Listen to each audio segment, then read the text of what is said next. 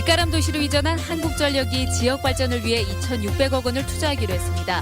공기업 이전 효과가 가시화하고 있다는 기대감이 높아지고 있습니다. 호남 고속철도 서대전 경유안에 대한 반발이 각계각층으로 확산되는 가운데 그동안 지역 국회의원들은 뭘 했느냐는 비판이 일고 있습니다.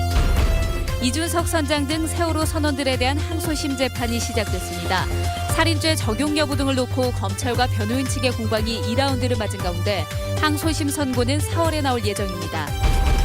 담배값 인상에 따른 금연 열풍으로 보건소에 금연 클리닉 방문자가 급증했고 약물 치료를 받는 수요도 늘고 있습니다.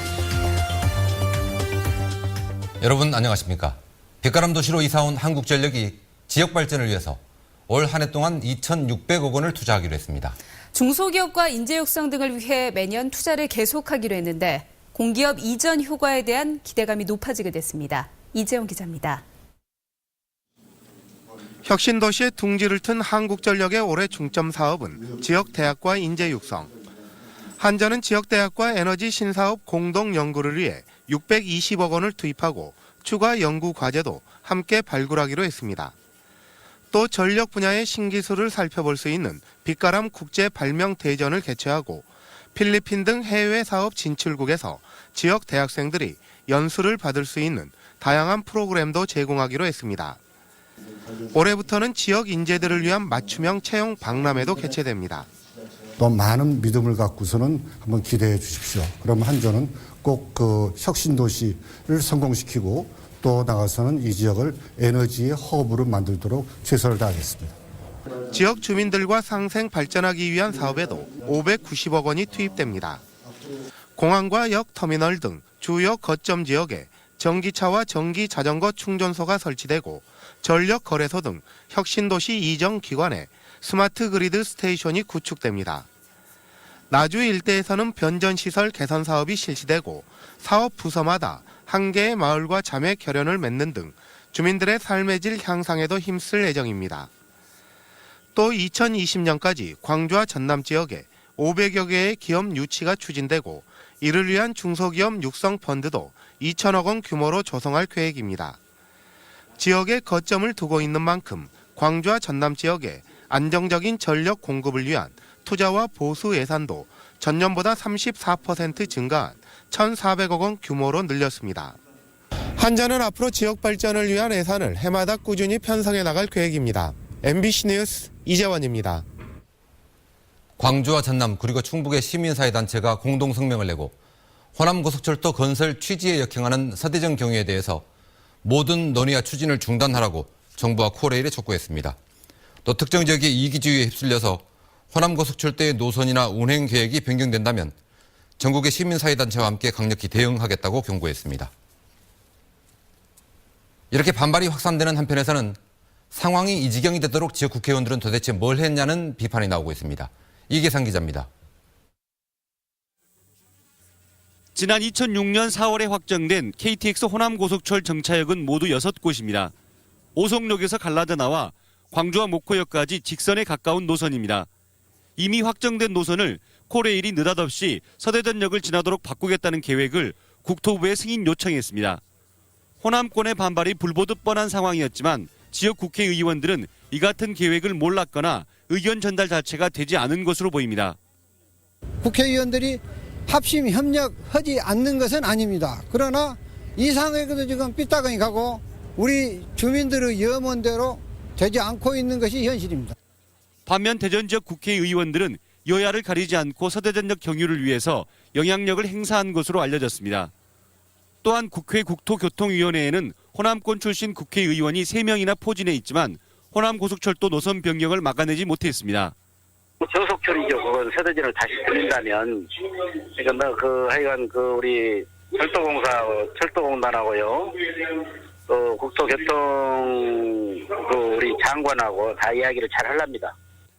아시아문화전당 관련 특별법이 국회에서 표류 중인데 이어 저속 처리될 수도 있는 호남고속철도 노선 변경, 지역민의 삶에 영향을 미치는 중요한 현안에서 광주 전남 국회의원들의 정치력은 부재 상태였다는 비판이 일고 있습니다. MBC 뉴스 이계상입니다. 잊고 계셨을지도 모르겠습니다. 세월호 재판은 아직 끝나지 않았습니다. 오늘 선원들에 대한 항소심 재판이 시작됐는데 검찰도 선원들도 2라운드 공방을 예고했습니다. 김철웅 기자입니다.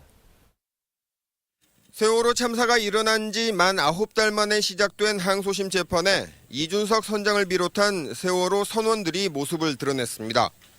지난해 11월 1심 재판부가 이들에게 징역 5년에서 36년까지를 선고한 이후 2달 동안 항소심을 준비한 검사와 피고인은 앞으로 치열한 법정 다툼을 예고했습니다. 검찰은 1심 재판부가 무죄를 선고한 승객 살인죄 부분과 관련해 이준석 선장 등에게는 살인의 미필적 고의가 있었다며 앞으로 이를 증거를 통해 입증해 나가겠다는 계획을 밝혔습니다. 피고인들을 대신한 변호인들은 1심 재판부가 유죄로 인정한 유기치사죄도 인정할 수 없을 뿐 아니라 자신들에게 선고된 형량이 지나치게 무겁다는 입장을 나타냈습니다. 이준석 선장의 살인의 고의가 있었는지 여부를 심리하고 나머지 공판기일에서는 선박 운항의 과실과 기관장에게 살인의 고의가 있었는지 여부를 심리할 계획입니다. 재판에 앞서 세월호 유가족들은 기자회견을 갖고 1심 재판부의 안일한 판단 때문에 큰 상처를 받았다며 진실을 밝히고 정의를 세우는 판결을 내려줄 것을 항소심 재판부에 요구했습니다. 사상 최대의 구조 작전이라는 구조를 받았음에도 불구하고 단 한 명도 추가 구조되지 못하고 참 바닷물 속에 남겨져야 했는지 이유를 알지 못합니다. 한편 광주지법에서는 세월호 구조 활동을 부실하게 한 혐의로 기소된 목포 해경 1, 2, 3정의 정장 김모 씨에 대한 첫 재판이 열리기도 했습니다. 유족들은 이 재판이 정부의 구조 책임을 묻는 사실상 유일한 재판인데도 김 씨 혼자에게만 책임을 묻는 게 타당하냐며 목소리를 높였습니다. 세월호 참사 당일 도대체 해경의 지휘 체계에 어떤 문제점이 있었습니까? 책임져야 할 사람이 정작 한 사람만입니까? 정작 이 참사에 책임져야 할 사람은 누구인지 따져봐야 합니다. 세월호 선원들의 항소심 재판부는 2주에 한 번씩 심리를 진행해 오는 4월 28일 항소심 선고를 할 계획이라고 밝혔고 1, 2, 3정의 정장 김모 씨의 재판을 맡은 재판부는 다음 주 월요일 목포에서 헬기와 선박 등을 동원해 현장 검증을 벌이기로 했습니다. MBC 뉴스 김철원입니다. 담배값 인상으로 시작된 금연 열풍이 올해는 그 어느 때보다도 뜨겁습니다. 보건소마다 금연 희망자들의 발길이 이어지고 있고 약물 치료를 통해서라도 담배를 반드시 끊겠다는 애연가들이 크게 늘었습니다. 조현성 기자입니다. 하루 2갑씩 20년을 피워온 담배. 결혼과 함께 신부의 손에 이끌려 보건소를 찾았습니다. 담배값도 오르고 그런 것도 있고 제 건강 문제도 있고 그래서 끊으려고 마음 먹고 시도해보려고 했습니다. 오늘로 3번째 방문한 금연 클리닉. 잠시 방심하다 한개비를 피워 문 것이 못내 아쉽습니다. 패치를 안 묻히고 하루 참아보려고 하다가 이제 담배를 피워볼게요.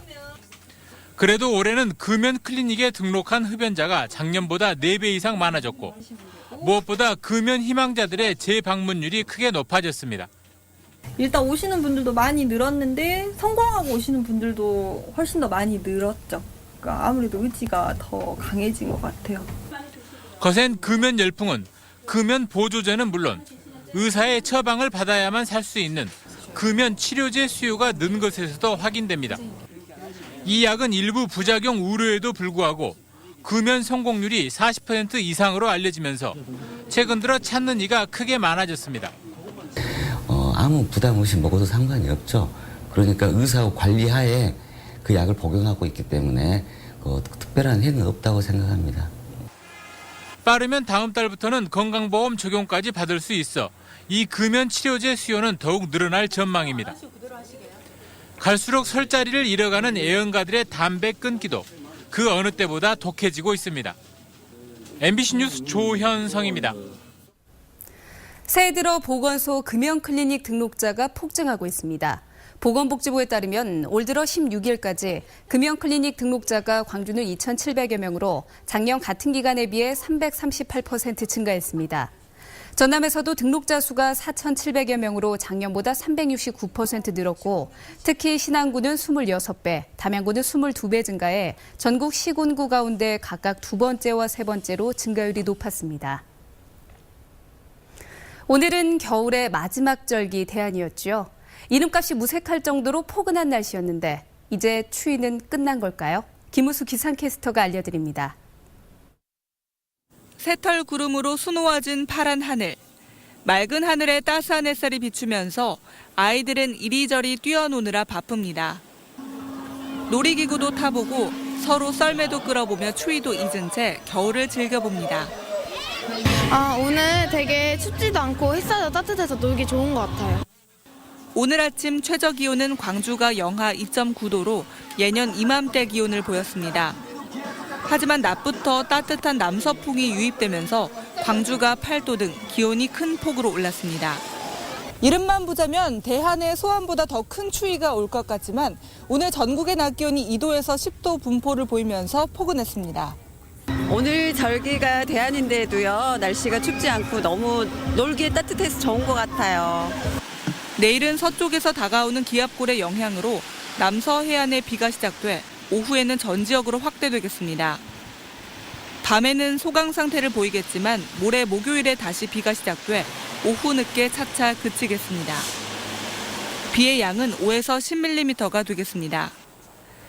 내일 아침 광주의 최저 기온이 1도로 오늘보다 4, 5도가량 높겠고 낮에는 7도로 예년 기온을 조금 웃돌겠습니다.